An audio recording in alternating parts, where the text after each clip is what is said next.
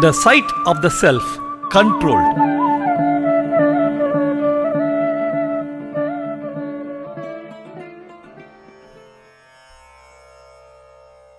In the observation that we made last night, in reference to the query that was posed by the blind king, the answer that was given by the wise minister was, "You cannot see unless there is self-restraint." The answer was that an Akritatma will not be able to see or behold the majesty and the glory of Bhagavan Sri Krishna. Why I am relating that over and over again is to understand the meaning of sadhana. Sadhana, or spiritual practice, is not an isolated event in our life. It is a total activity of our life. Our clashes are based on account of two vital principles, duty and desire. We are endowed with a discriminatory capacity and an ability to perform. Yet, we do not use that faculty because of the force of the activities of the senses. We are desirous.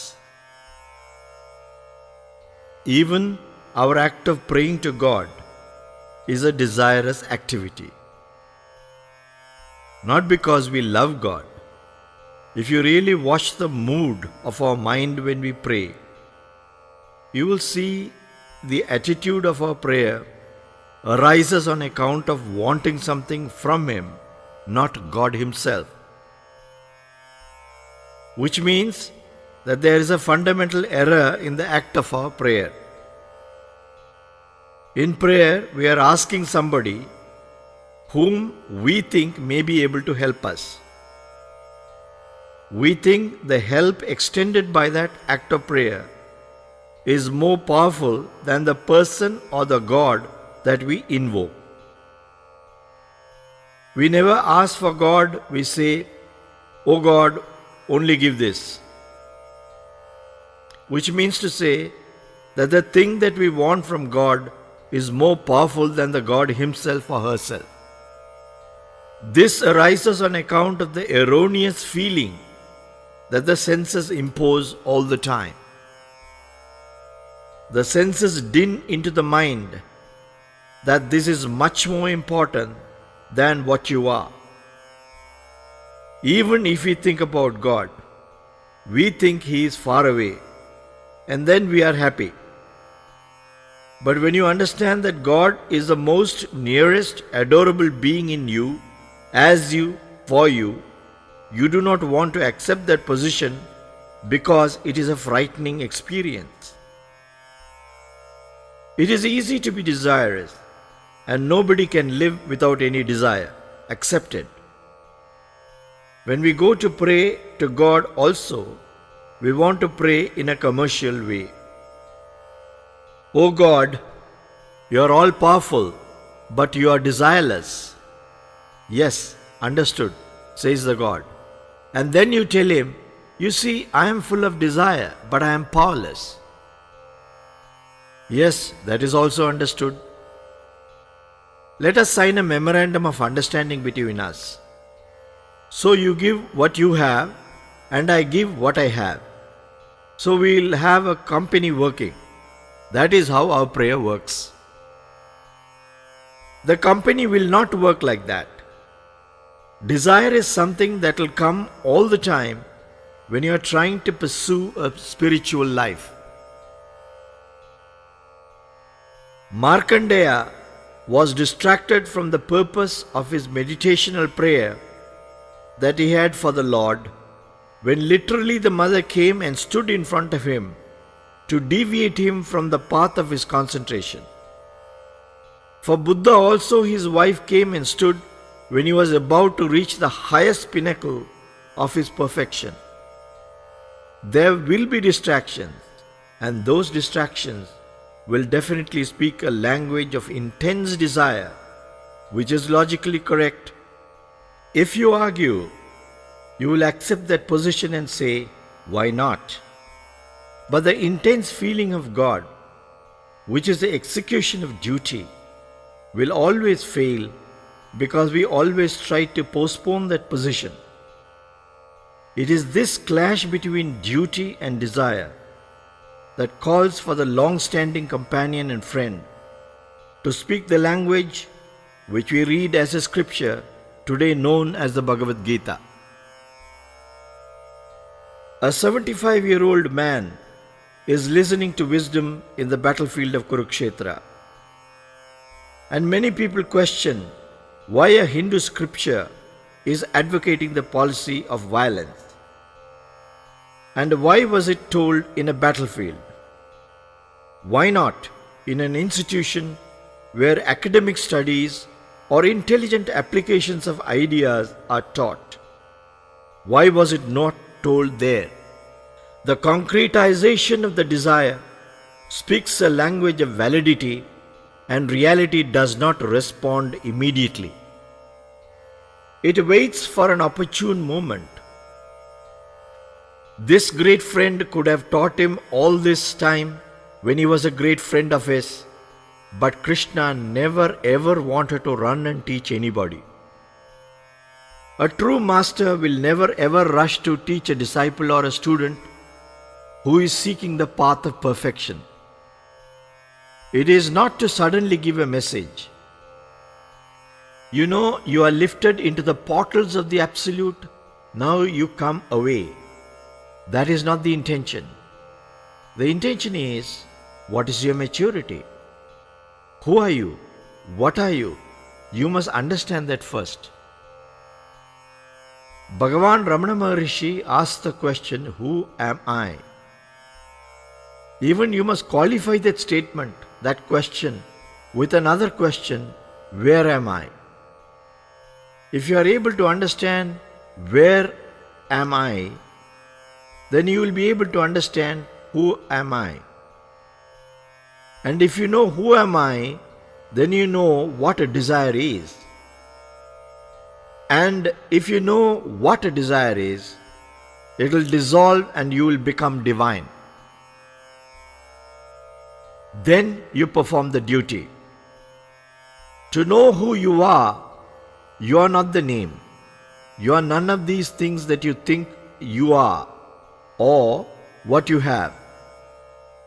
That's what you are. You are the exact replica of the Absolute. Then why are we desirous may be a question. Our desires sound very, very logical at all times when we argue a point. In this world, with our intelligence, we can argue a point for or against very convincingly. But wisdom is the capacity where you apply a restraint on what you can do. That is what is known as true freedom. Normally we think that freedom means that we can do anything. No. Freedom means applying a restraint on what you can do or what you are capable of doing. That is freedom. Not exercising the authority, but restraining from doing what you are capable of doing or able to do or you can demolish in a given point of time. Holding back, that is wisdom. That wisdom this man Arjuna did not have. His arguments were perfect. I am assuming all of you know Bhagavad Gita. That is why I am not giving a commentary. I am just giving the aspect of sadhana. Bhagavad Gita can be studied for different purposes. Even a mother who cooks her food in the kitchen can read the Bhagavad Gita and lift the aspect of cooking to the level of a healthy food for us to consume. A student can read the Gita and become a better student and excel in the exam. An administrator can read the Bhagavad Gita and become a wonderful manager in the institution where he works. But a seeker has a different attitude to the Bhagavad Gita. In the seeking, what you seek is not that something that is standing outside you. What you seek is yourself. And that seeking will definitely cloud your personality with various whispers that are coming from our senses, which are asking for different directions.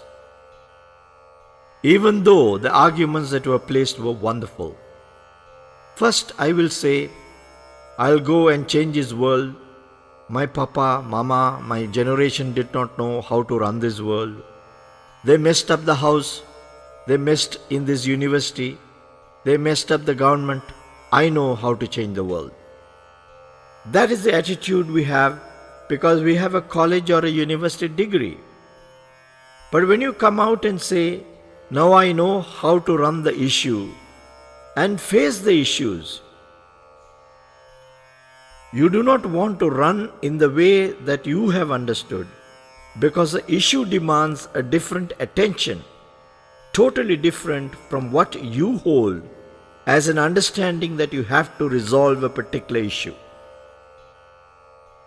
All management problems arise on account of the simple reason that we do not know how to define a problem. The moment you try to define a problem, the solution is already found. In MBA teachings, they will teach you the art of defining a problem. In management requirements, it is expected of the manager to know what your problem is. It is not simply financial. It is not simply a worker refusing to work. It is an attitudinal problem that comes to the fore, which they are not able to diagnose immediately. They think this machine did not work, so the production failed, so you could not market, and so you could not get your finance. They can go on discussing, but the fundamental problem arises on account of the different minds that work in an organization. Mind management is more important than man management or paper management. A mind plays a different role altogether. You will not be able to analyze and diagnose what the problem is. A mind will never allow your weakness to come to the forefront and be exhibited to anybody. It will hide itself. Of all the Pandava brothers, why did Bhagavan Sri Krishna choose only Arjuna as a worthy recipient to receive this knowledge? You cannot pass on knowledge unless you are in a high state of meditation. You are in an exalted mood of comprehending the totality at one stroke. You should not rush to give a message. You should not rush to give wisdom. You should not teach just anybody. You just watch and listen. Why only Arjuna was given that opportunity to receive this message prior to the commencement of the war? It is because the 5 brothers represent the 5 sheets of our personality. Before the commencement of the war, they knew that war was inevitable and there was a sort of a war council meeting taking place. It was agreed a war has to be. It is a final thing and it has to be fought. Nobody had any problem and everybody wanted to fight the war. Dharmaputra, who is the eldest of all the 5 brothers, represents the Anandamaya Kosha or the bliss sheath. A person in that experiential level of accepting a decision and conforming to the need of the hour, for him, this wisdom was totally irrelevant. So he was eliminated from this wisdom. He already possessed that humbleness. Even prior to the commencement of the war, he goes across to the enemy, bows down to the elders and the teachers, and then comes back. Krishna knew that he need not be taught this message. The second brother represents the Vijnanamaya Kosha or the intellectual sheath represented by Bhima. Arrogance is Bhima, intelligence is Bhima, intellect is Bhima, and you cannot give that person any wisdom because he will reason out either for or against, and he is ready for the fight. He also wanted to fight somehow or the other in order to settle certain scores. For him also, this message was not appropriate. Nakula and Sahadeva, the fourth and the fifth brothers, represent the Annamaya Kosha and the Pranamaya Kosha, the food sheath and the vital sheath. None of us can at any point of time exist without food, and Nakula was performing his duty as a food sheath. Annamaya is always there. Annam means food. Mother Earth constantly gives what is necessary for the survival of the lives that are spread everywhere. According to the need of the person it is given. If people are suffering from hunger, it is not because the earth has failed to give. It is because man has started to hoard and he denies that opportunity to his fellow brothers. That is why they are still suffering. But that is a totally different social issue which we will not bring here. Annam is a total principle that is ever ready to give you the sustenance for the maintenance of your body. So for Nakula also, this message was irrelevant. The vital sheath is always there. The vitality that comes through the breath, which sustains the life force of your personality, is always there, and for that also, this message was irrelevant. So Sahadeva also was not a candidate. It is like meditation. Meditation is a happening. It is not something that you do. What you do is concentration. But meditation is a happening. You do not say, Swamiji, wait 5 minutes. I have to go and do breathing and come. Breathing happens.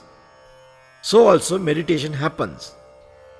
What you do in the name of meditation is a concentration.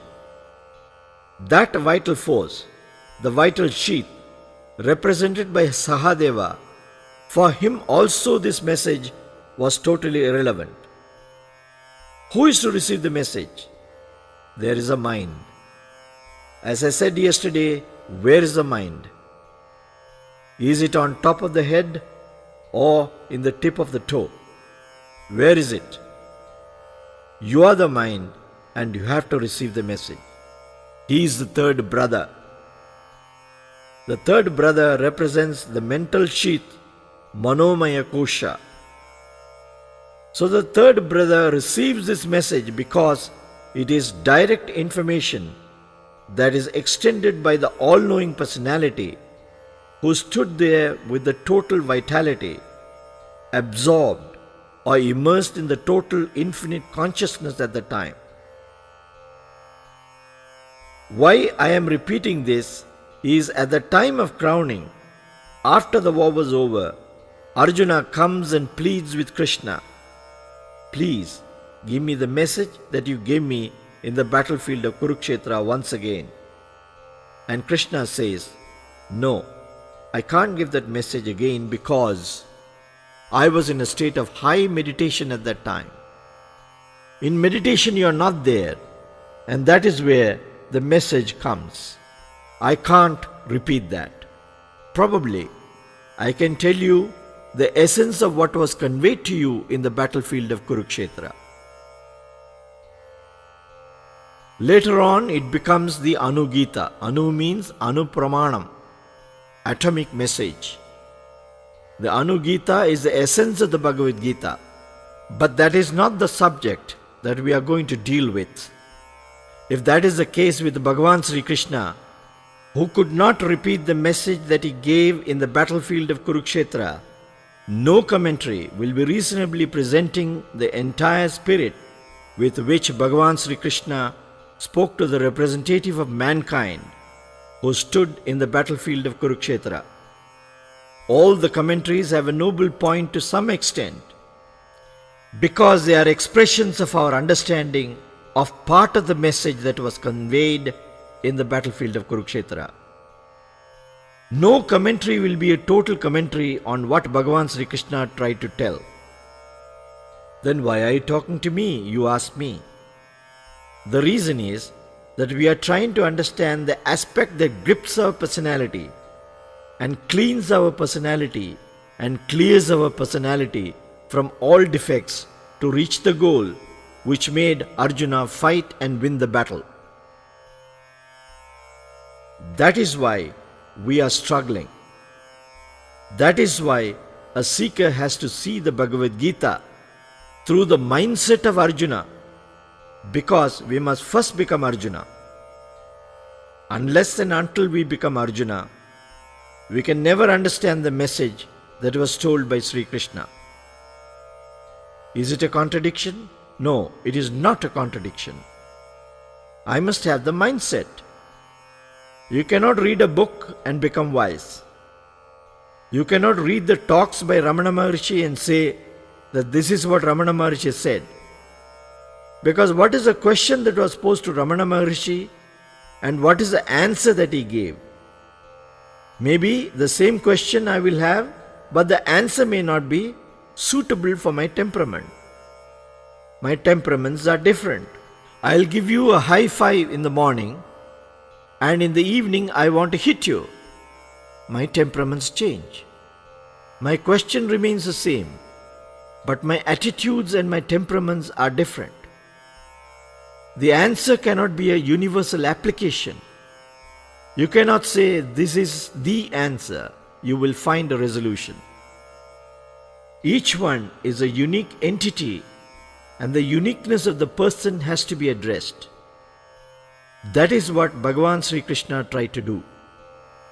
The entire message of the Bhagavad Gita is over in the second chapter. 16 chapters come thereafter. Even after the 11th chapter, when the Vishwarupa Darshan is given, still you will find 7 more chapters coming. The reason being is that we have a doubting mind, we have a different temperament, we have a different attitude, we have different questions for the same answer that was given. We will pose another counter question.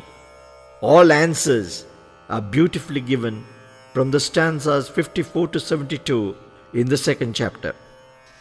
The second chapter gives you a clear message of the Bhagavad Gita, which explains in detail the characteristics of a wise person.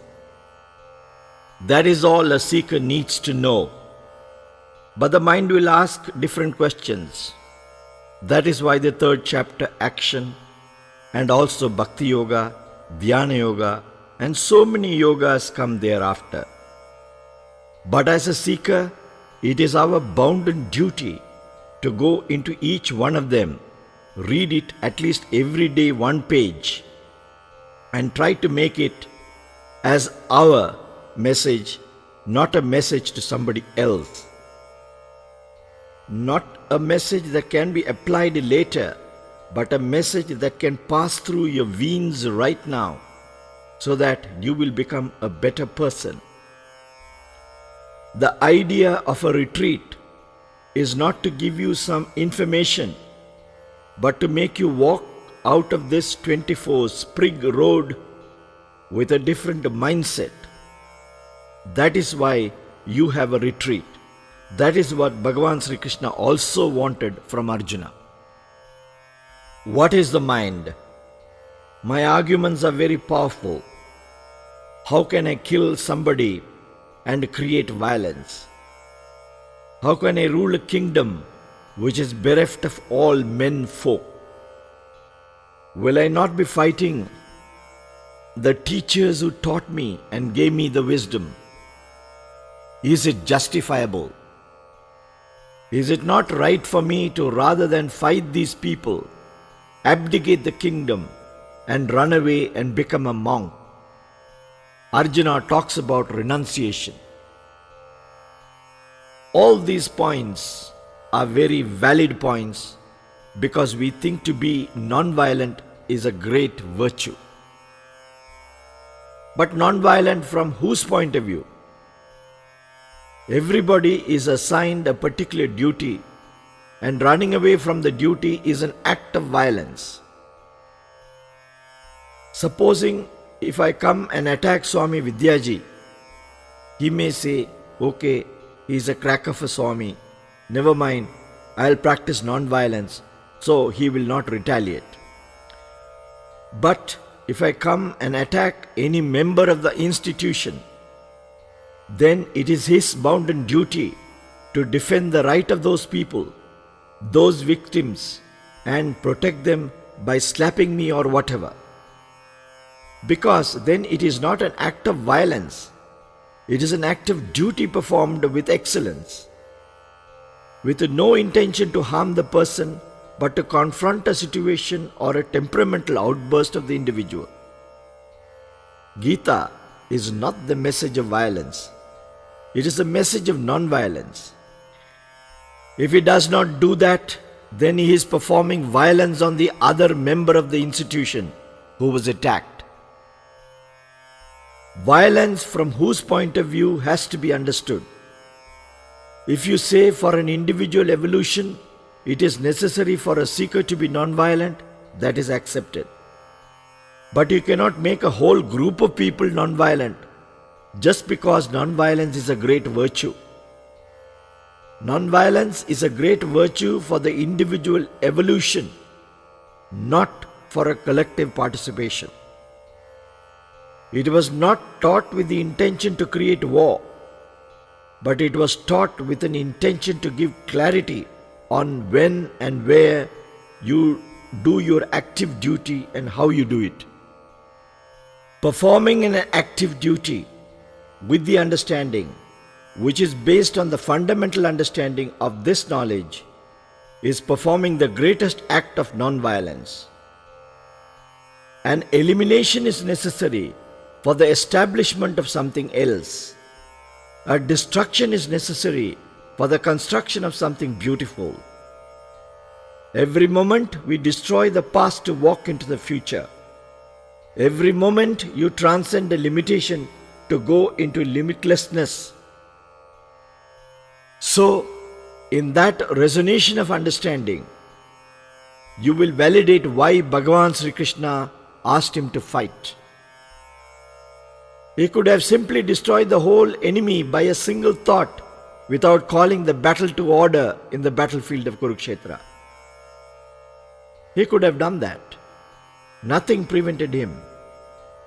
But the idea is to give humanity a model of application in different situations when we have confusion in our minds.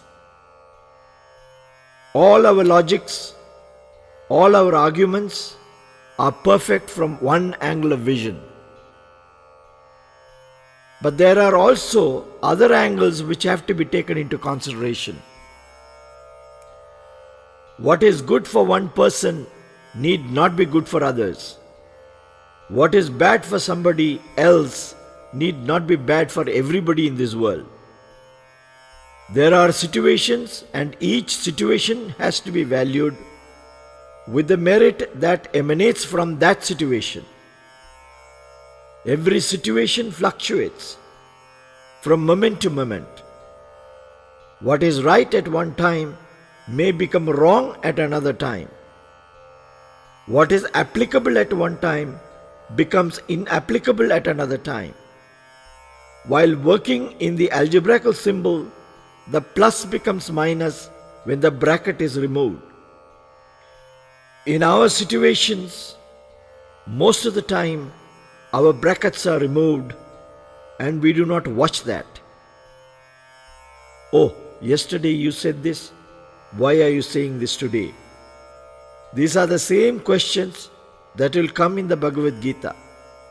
That is why I am talking about it. Yesterday you said Jnana is great. Why do you say today action is great? Why do you say devotion to you is great? Why do you say withdrawal of senses and rooting in dhyana is great? Which is great? Somebody used to say very humorously that Krishna confused him thoroughly. He said, Baba, now stop, I'll fight, he said. That is not the way. Everything is right from a different angle of vision, which we are to know. A comprehensive understanding of the total situation is the need of the hour if we are seekers. We are seeking a true validity of what we are capable of, what we are supposed to do, how we do it, and how we handle a situation. As such, I must know whether I am more inclined towards an active temperament or I am more inclined towards a position of discriminating a particular event, whether I want to be a jnani or whether I want to be devoted. All these are different terminologies that only the mind will accept. You are doing the one thing only in all conditions. But the mind wants different names. If you give different names, then you feel, oh, something great is invented. Now you are progressing. Our mind wants a pat on the back all the time. If you detain somebody in this country, he is a suspect as per the court of law. But if you detain somebody in the United States, they say he is a person of interest. The reason is, if you say you are a suspect, you are to produce him before the court of law within 14 days. But in America, you do not have to produce a person before the court because he is a suspect, but because he is a person of interest. You change the terminology, but you are using it for the same purpose. The mind is happy. You say, okay, very intelligently I have come away from this situation, but actually he is a suspect. Privately they will say, if you give different names, you feel happy. Oh, there is a progress. But the intention is finally one. The same thing when you get up early in the morning. You have woken up from sleep, but you will not come off from the bed. You will toss from right to left and left to right, and you will say, okay, the time is not now, it's still dark. And you go on sleeping. All your energy that you gain through your deep sleep is wasted. The moment you get up, woken up from your sleep, you jump into the toilet, go to the shower, and have a hot water bath. You will be fresh and you will perform those duties very well. Let the sunlight come. The moment you begin to become lazy, you have lost the purpose. Duty is lost. Desire has conquered you. Once desires conquer you, you cannot perform. Performance is not performing for the sake of entertainment. Performance is a necessary participation in the universal application of ideas. Even the act of a little sneezing is a universal activity. It is not an isolated activity. Because we think we are all isolated individuals. Never, never, never. Do not think that I am simply reading and saying.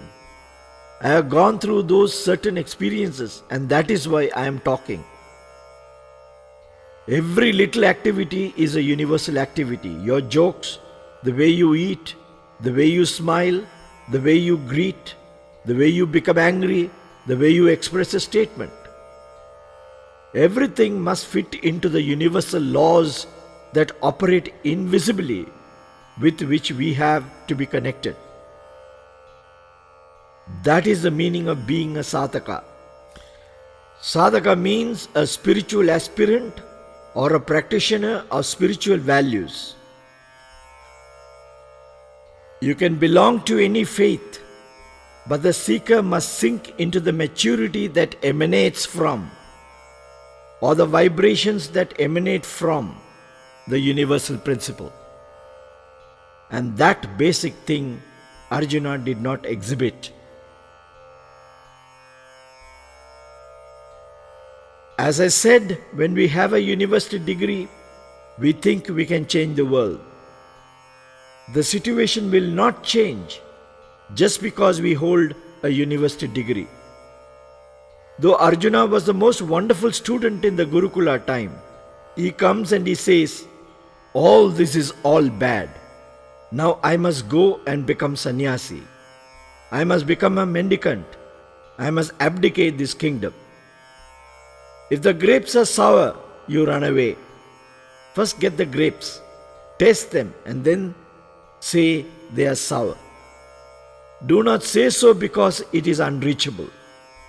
Do not say it is sour. What is there for a poor fellow to say, I have renounced the world?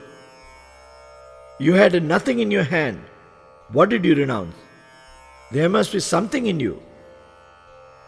Patanjali Yoga Sutra says, you can only practice the virtues of spiritual practice if you have something to give. What you hold, the thought that you hold on, are you able to abdicate that thought? Then only practice becomes perfect. If you do not have anything, I have no bank balance, so I become. Somebody wrote to Swami Krishnanandaji Maharaj, when I was there in the ashram, I want to join the ashram. And the reason that he gave was, in my home nobody cooks well. He does not know what bland food we get here. So Swami said to write a reply to him that the ashram food is much worse than what he could expect from there, worse than what he gets from his house. What I am trying to say is that we think everything is better off somewhere else. But every situation which we face from morning till evening, which is a contradiction from our point of view, is actually an illumination if you can accept it. What you do not want, begin to like that. Then you will like it intensely later on and it will become a part of you. Once a Swamiji went to a place in Orissa and they gave him food. And in the lunch, they served bitter gourd. The Swami started to eat fast. First he ate that which he did not like. He thought he would get rid of it. The mother gave a second serving, thinking that he likes it. He finished it, gulped it. All the other things were very inviting, so he thought he can eat them later on. Then he got a third serving of bitter gourd and he understood the message. He did not touch it at all. The next day he had to go to some other place. The networking of the mothers is very wonderful. Therefore this mother asked, what did he have yesterday? Oh, he relished the bitter gourd. Wherever he went, he got only bitter gourd. Later on, he loved bitter gourd. What you do not like will pursue you. I had this personal experience in the ashram because we had an old mother, a mother of one of the former ministers of the government of India, Mani Shankar Iyer, Srimati Bhagya Lakshmi. And she is really a great grandmother, and she will tell us 101 work from morning till evening. We will conveniently ignore most of the things and do one or two things. So one day she came to Krishnananda Swamiji and said, Swamiji, I have written all the manuscripts that you told me. The only thing is, I am just swimming in the ink that was purchased by Murugananda. She told me to buy Parker Quink ink, which you cannot get in Rishikesh. You have to go to Delhi. Just to give a complaint about me, she is telling Swamiji that she is swimming in all that ink and she has written all the manuscripts. That was a complaint against me. Krishnananda Swamiji looked at me and I looked at Swamiji. Swamiji, it's not available here. And he said, after she went, you know, you think you have escaped from your grandmother from your hometown. They will come in some other form and say the same thing to you. You cannot escape anything from anywhere. You think you can run away from one situation, but will go and get trapped in another identical situation. What you want to escape is not the situation. If you want to really escape, understand the situation. This Arjuna failed to grasp. Krishna did not speak anything when Arjuna said, "Drive me between the two armies. Let me see who has come to confront us." A person who agreed to face the battle says, "Let me see who has come to cross swords with me." We think the government is wrong. This government is wrong. That government is wrong. My papa was wrong. My institution is wrong. But now I have a degree and I know how to go and make change. Krishnananda Swamiji always used to say, if you want to punish anyone in this world, give him an ashram and make him manage it. It is the best punishment that you can give anybody. Because managing minds and papers is not easy. He says, I have got 3 P's from which I am suffering: people, problem, and papers. 3 P's that disturb my peace. When Arjuna was putting forth these arguments, it sounded very valid. Let me see. You must know your enemy. If you are a true warrior, you must know the substance of the enemy, the capability of the enemy, the capacity of the enemy to strike, and your capability to win over. But when he came there, the Yoga Maya or the Mara, as is talked about in Buddhism, was set loose by Krishna intentionally. When all situations are honey, honey to you, if the Amgini river flows with honey, you will not like that river. There will be a lot of bees going around and you will not like to go there. It will start stinking also. And if everything is beautiful from your point of view, you do not want to live that life. Life is an act of struggle and adventure, and a challenge that you want to meet and confront and go beyond that. So when he says, let me see who has come to confront me, that illusion was drifting from the grace of Bhagavan Sri Krishna. It was flowing and he saw his own kith and kin. Because the dearest thing in life is that which attracts the attention of you personally. The dearest thing that you want in this world is you. Whatever satisfies your emotion, whatever satisfies your physical personality, whatever satisfies you totally in every sense of the term. Supposing, if you say 9/11 has happened and 3,000 people are dead, you will immediately switch on the TV and read the newspapers. Suddenly, if you say, in the Indian Ocean, in the Reunion Island, 153 people were on board and they are dead, immediately you will shift from 9/11 to this. And finally, if you say in Rondebosch, there is an accident and 7 people are killed, you will shift there. And then you say, here in your own home, somebody has cut the finger with a knife. All these major issues will vanish and you will run to that particular issue because it concerns and surrounds you. Even though the tragedies are of great magnitude in other areas, that which confronts your attention immediately is the surrounding. In essence, what are we seeking? We are seeking us. When Krishna left at Mara, unbeknown to Arjuna, Arjuna says, "My own kith and kin are around me, how can I kill them?" Desire spoke the language of its own. There is a little introduction into the first chapter.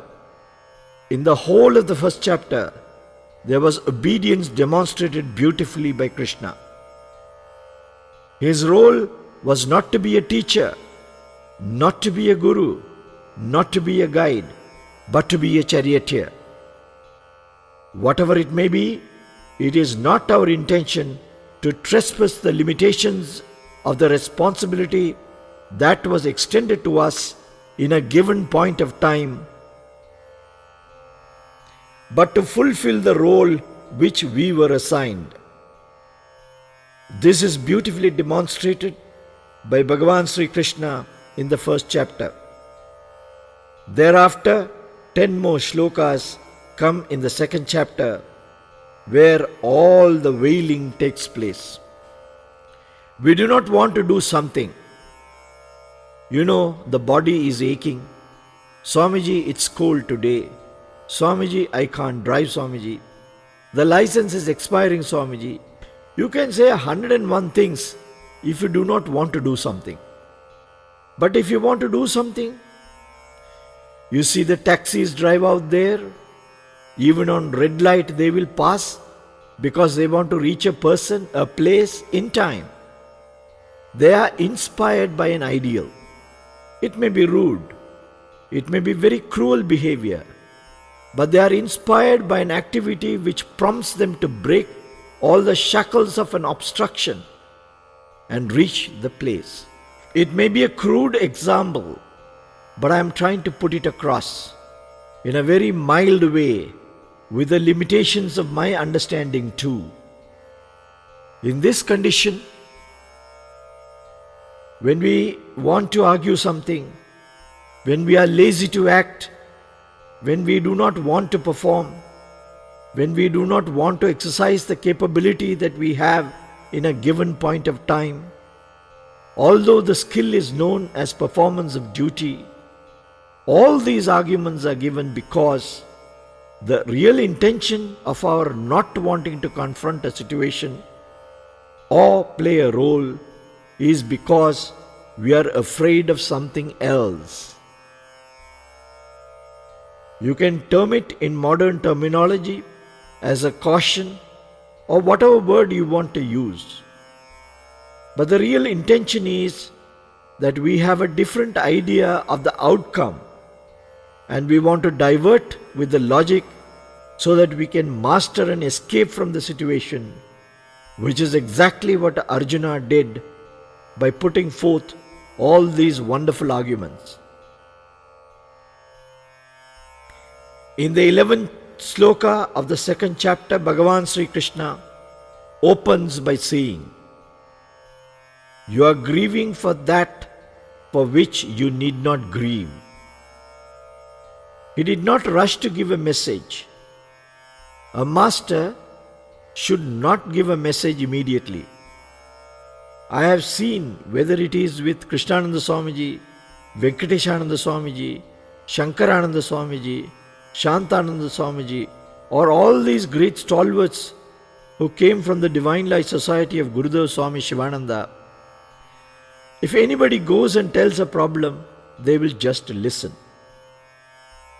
A solution can be given to anyone only if you are able to listen and not interfere and give your view. You do not go and vomit everything that you know. We just grasp the situation. T.L. Vaswani was one of the greatest spiritual luminaries of the 19th century and early 20th century and the founder of the Vaswani group in Pune. He was an extraordinarily wonderful orator, thinker, philosopher, and he was giving a talk on the Srimad Bhagavad Gita. He was talking on deathlessness according to the second chapter. At that time, a lady came and she started to cry because she has just lost her son. He gave a wonderful talk on deathlessness, and he went out and met that lady and he started to cry. Now all the students who were listening to this wonderful talk looked at the master, and after the lady left, they went and asked him, "You just now talked about deathlessness and the spirit of being present everywhere. Why did you cry?" "Because," he said, "at the time when the mother cried, I became the mother of the child who passed away." That is how a master acts. That is how a guru interferes. That is how a guru engulfs you. That is how a guru enters you. It is in that uplifting that you reach the higher destination gradually. Krishna was not in a hurry to run and give a message. Though he created the situation, he waited for the moment. A maid, as long as the baby is there, will play with the baby, and the baby is very happy with the maid. Then the child grows.